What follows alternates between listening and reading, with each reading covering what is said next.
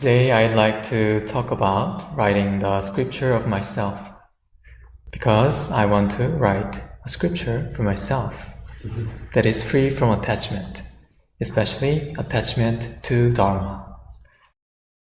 We are all here to cultivate our minds, uncover our true nature, and discover the essential Dharmas. But where are those Dharmas? In this red book? Or in me, Shaun, a reverend? Or in my finger, pointing 일원상? Or in that 일원상, which symbolizes truth?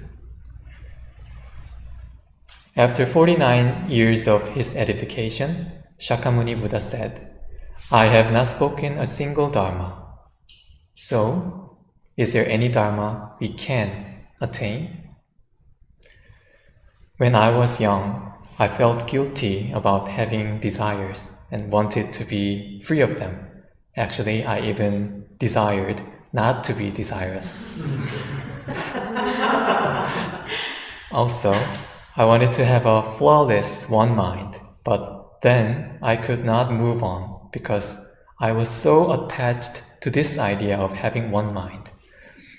It was impossible while being confined by my attachment to Dharma. It is true that scriptures and practices are merely the means to reach enlightenment, but if you believe that they are the only way, the ultimate way, and cling to the Dharma itself, or get restricted by the Dharma, we call it bondage to Dharma. In Korean, 법.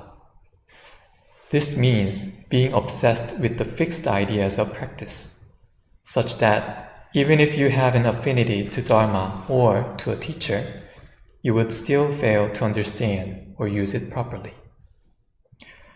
In the scripture, the founding master said, "The ancient scriptures are like ready-to-wear clothing, which is difficult to fit everyone's body. But what is spoken by the mouth and received by the mind is like wearing individually tailored clothing, which fits every person's body perfectly. How could the practice of cultivating the mind according to dharmas that fit each individual's capacities and situations possibly be compared to practicing according to those ancient set scriptures?" When enlightened teachers communicate the Dharma, they do so without fixed answers. They give us different answers to the same question according to the time, place, or state of the person. The phrase spoken by the mouth and received by the mind, 구전심수 in Korean, references a teacher's vast and endless devices to cultivate the mind, not just in a single way, but in various ways that fit each of our capacities, just like individually tailored clothing. Certainly, this cannot be compared to set written scripture. The third head Dharma master of Won Buddhism, Master Daesan, said this in regard to the expression spoken by the mouth and received by the mind. "Sheep eat grass, completely digest it, and then produce milk. What a marvelous thing! The grass itself is not the marvelous thing. What is important is digesting the grass completely. People will be greatly moved when you give to them only the Dharma that you have received deeply into your own heart." So the key is how you yourself have received the Dharma. However, we sometimes think that the grass has some mysterious power and we become attached to it, bondage to Dharma. This principle can be applied to our practice.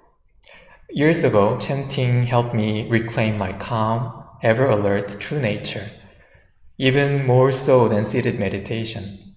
Then, should I tell you that because chanting worked well for me, it is the only way for you to reach enlightenment?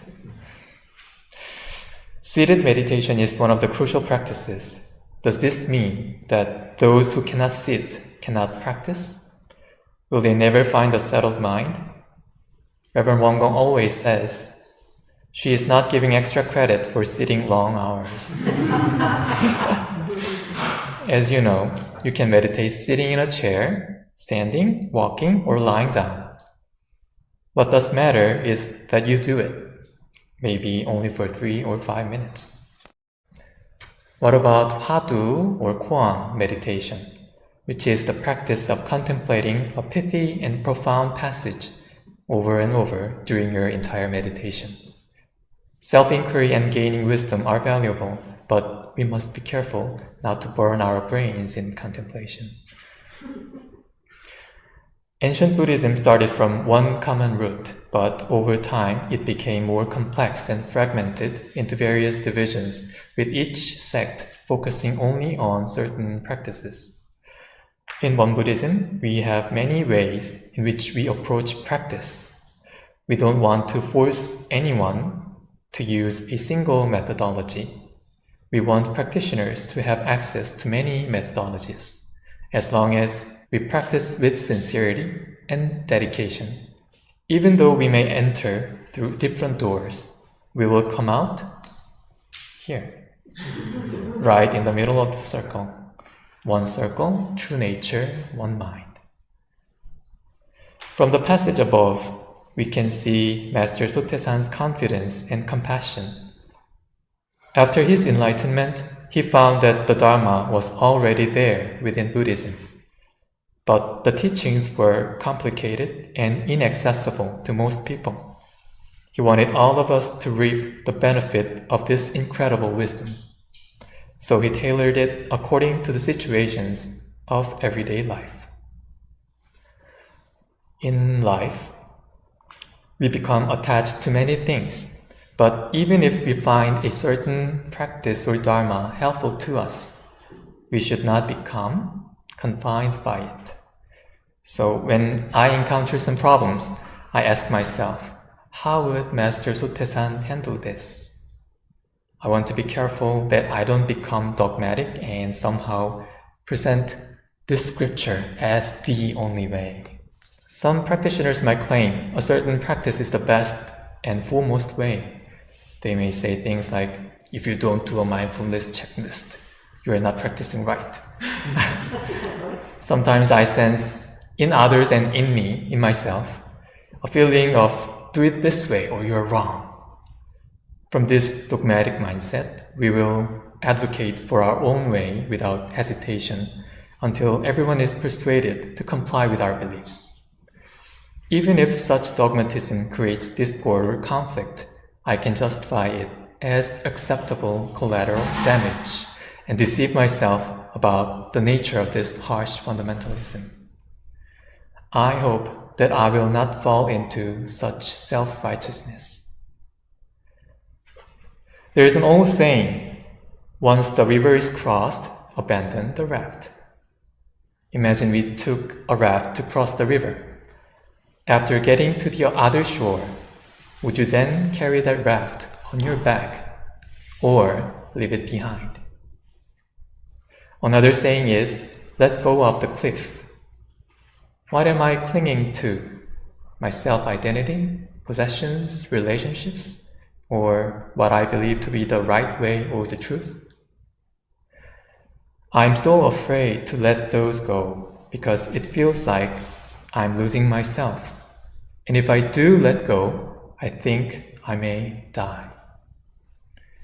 Am I believing that the idea of self or the right dharma is who I am? Then who is I? Is that truly me? So, get your hands off the cliff. Boldly let go. It is true that on this journey, scripture and practice are essential ways to cultivate our minds. But there is no single practice embodying the absolute way, which we must hold on to. Our goal is to follow the original intention of the dharmas and to make use of those techniques to become free. So let us open our minds and receive dharmas into our hearts without any attachment. As we experience and practice the dharmas in our daily lives, may we go beyond the written scriptures and write or find a lively scripture of our own. Thank you.